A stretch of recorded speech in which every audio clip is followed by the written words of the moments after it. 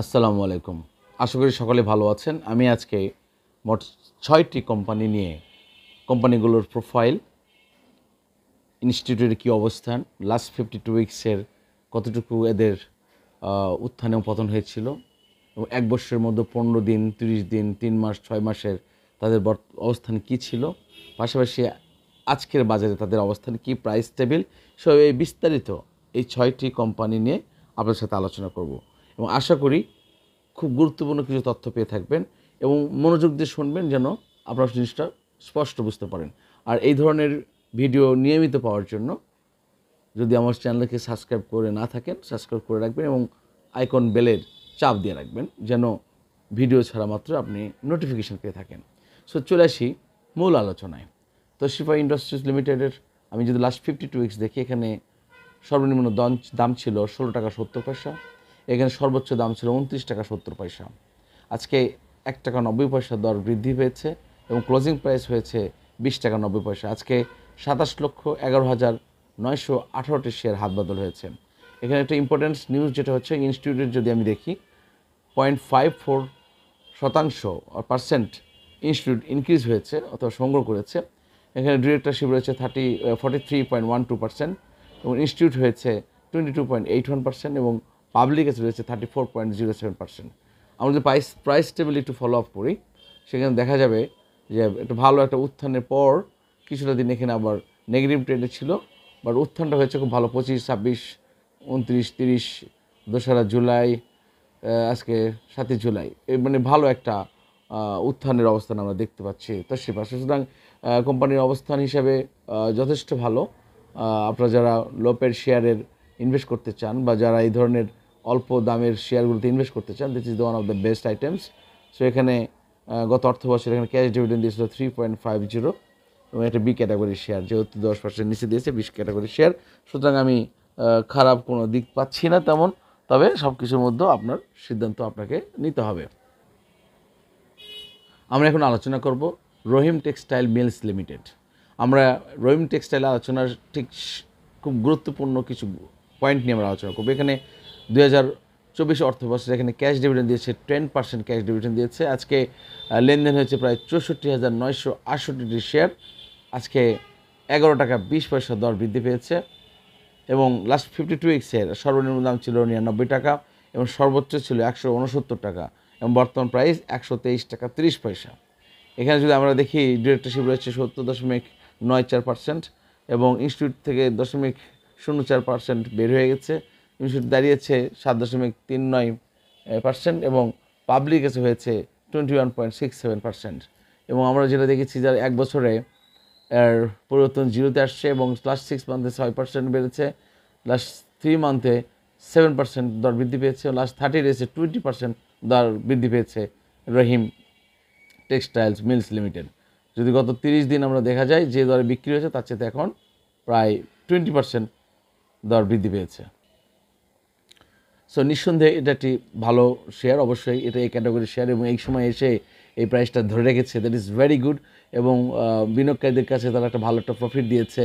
এখানে কেউ নেগেটিভে নেই। এখানে লাস্ট 6 মান্থ 1 ইয়ারে যদি গ্রাফ দেখি, এখানে খুব ভালো একটা অবস্থান রয়েছে এবং প্রাইস টেবিলও যদি আমরা দেখে থাকি, সেখানে একটা ভালো অবস্থান রয়েছে। এখানে বিনিয়োগকারীদের কাছে কোনো রকম অভিযোগ থাকার কথা নয়, বাট তারপরে যদি কেউ ওভার ভ্যালু প্রাইসে কিনে থাকে, সেটা ব্যতিক্রম থাকতে পারে। তো সুতরাং Rahim textile one of the most prominent share for look by your own. এখন আলোচনা করব মিডল্যান্ড ব্যাংক লিমিটেড। এটা একটা বি ক্যাটাগরি শেয়ার। আপনারা জানেন আজকে প্রায় 52,70,146টি শেয়ার হাত বদল হয়েছে, 52 লাখ হাফ ক্রোর। আজকে 2 টাকা 10 পয়সা শেয়ার, 2 টাকা 10 পয়সা বৃদ্ধিতে দর ক্লোজ হয়েছে 29 টাকা 20 পয়সায় এবং আপনারা জানেন সর্বনিম্ন প্রাইস ছিল 14 টাকা 60 পয়সা এবং সর্বোচ্চ ছিল 36 টাকা 10 পয়সা এবং 1 বছরে 72% দর বৃদ্ধি পেয়েছে মিডল্যান্ড ব্যাংকে। যদি লাস্ট 1 ইয়ার আমরা দেখি, এখানে প্লাস 72%, অলমোস্ট ডবলের দিকে চলে যাচ্ছে। So this is very much significant monitoring. আমরা মিডল্যান্ডের দিকে আমরা সুদৃষ্টি রাখবো। তবে যেহেতু অতি মূল্যায়িত হয়ে গেছে, দর বৃদ্ধি পেয়ে গেছে, সুতরাং এখানে ইনভেস্ট করার আগে অবশ্যই আপনারা ভেবে চিন্তে দেখবেন এবং যারা আগে আপনাদের কেনা ছিল আপনাদের উচিত ছিল যেখানে যখন সর্বনিম্ন দিকে ছিল তখন এখানে অ্যাভারেজ করে নাও, বাট এখন স্টিল হ্যাভ অপরচুনিটি, বাট আপনি সেভাবেই ইনভেস্ট করবেন যেন যদি কোনো কারণে আটকে যায় যেন খুব বেশি ক্ষতিগ্রস্ত হতে না হয়। এখানে আমরা দেখেছি ইনস্টিটিউট ছেড়ে দিয়েছে 1.39% ছেড়ে দিয়েছে, পাবলিক অ্যাসেট চলে আসছে 1.39, বেড়ে দাঁড়িয়ে এলো 14.69%, এবং ডিরেক্টরশিপ রয়েছে 76.60, একটা ডিরেক্টরশিপের কাছে রয়েছে মিডল্যান্ড ব্যাংকের। আমরা প্রাইস টেবিল দেখছি যে 29 জুন থেকে দর বৃদ্ধি পেয়েছে এবং টানা দর বৃদ্ধি পাচ্ছে রেগুলার। হ্যাঁ, এখানে বেশ প্রাইস টেবিলে লাল এবং সবুজের আবরচ্ছন্ন দেখা যাচ্ছে, বেশ ভালো অবস্থান, খুবই ভালো রয়েছে। আমরা নিজের চিন্তা চেতনা এবং সৎ পরামর্শ নিয়ে আমরা সামনের দিনগুলোতে এগিয়ে যাব। আমরা চলে যাচ্ছি নেক্সট কোম্পানিতে। এখন আমরা আলোচনা করব আইএফআইসি ব্যাংক। আমরা সবাই আইএফআইসি ব্যাংকের ব্যাপারে অনেক কিছু জানি, অনেক তথ্য আমাদের কাছে আছে, বাট দিন শেষে এটা কিন্তু একটা ব্যাংক। যেহেতু সরকার ব্যাংক সেক্টরকে না ডুবতে দিয়ে তলানি থেকে টেনে তুলছেন এবং ভয়ঙ্কর লেভেল সাপোর্ট দিচ্ছেন এবং ব্যাংকের আইন চেঞ্জ করছেন, সো মেনি থিংস, এটা নিয়ে আমি পরে ভিডিও দেবো। বাট আইএফআইসি যদি আলোচনা করি, এখানে আমরা দেখতে পাচ্ছি যে 1 বছরে 29% এখানে দর কমে গেছে, 6 মাসে যদি দেখি 12% দাম কমে গেছে, আপনার 3 মাসে যদি দেখি 10% দর কমে গেছে, এবং লাস্ট 52 উইক্স এর ছিল 5 টাকা 40 পয়সা এবং সর্বোচ্চ প্রাইস ছিল 11 টাকা 80 পয়সা। এবং আমরা জানি যে প্রাইস টেবিল যদি আমরা একটু আসি, এখানে আমাদের ডিরেক্টরশিপ নাই, গভর্নমেন্ট রয়েছে 32.75%, ইনস্টিটিউট এখান থেকে 0.19% বের হয়ে গেছে, ফরেন রয়েছে 0.63 এবং পাবলিক রয়েছে 45.46% পাবলিক রয়েছে। সো এটা আজকে দর বৃদ্ধি পেয়েছে 40 পয়সা। আজকে ক্লোজিং প্রাইস ছিল 6 টাকা 40 পয়সা এবং অ্যাভারেজ প্রাইস ছিল 6 টাকা 29 পয়সা। সো এটা এখানে একটা ভালো একটা ইঙ্গিত বহন করছে এখানে। সুতরাং আমরা এদিকে সুদৃষ্টি রাখবো এবং আমরা সকল খোঁজ খবর রাখবো। ধন্যবাদ।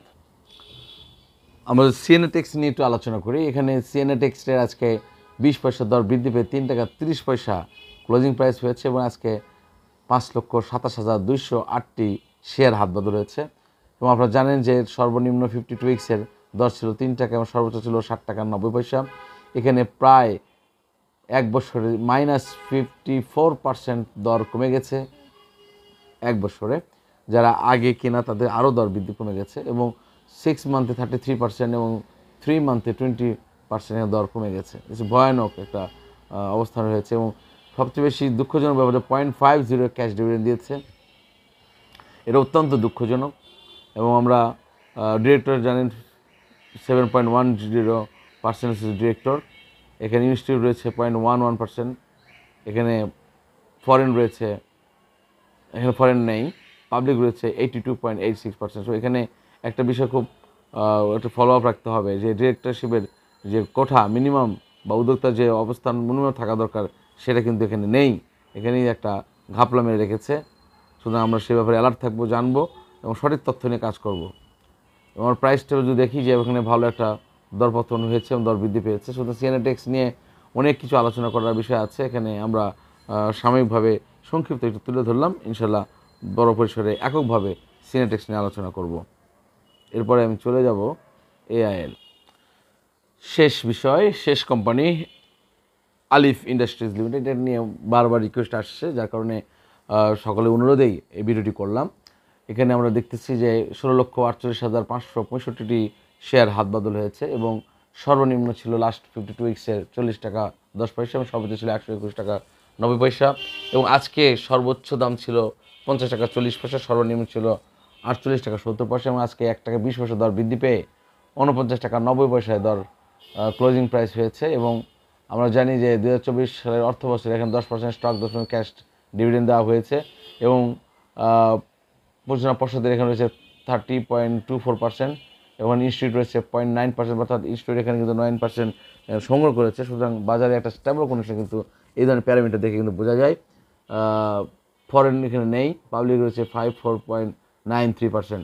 সো এখানে প্রাইস টেবিল রয়েছে এআইএল বেশ ভালো একটা উত্থান এবং দরপথের মধ্যে দিয়ে এগিয়ে যাচ্ছে। বাট আমি আশা করছি যে ভালো একটা অবস্থান তৈরি করেছে যে আলিফ ইন্ডাস্ট্রিজ লিমিটেড, সেখানে এককভাবে একটা বিজনেস পরিচালনা করছে। এটার জন্য আমি তাকে ধন্যবাদ জানাই এবং আশা করি আমার এই কথাগুলো আপনাদেরকে ভালো লাগবে। এবং আপনাদের মন্তব্য প্রত্যাশা করি। সকলের জন্য শুভকামনা রইল।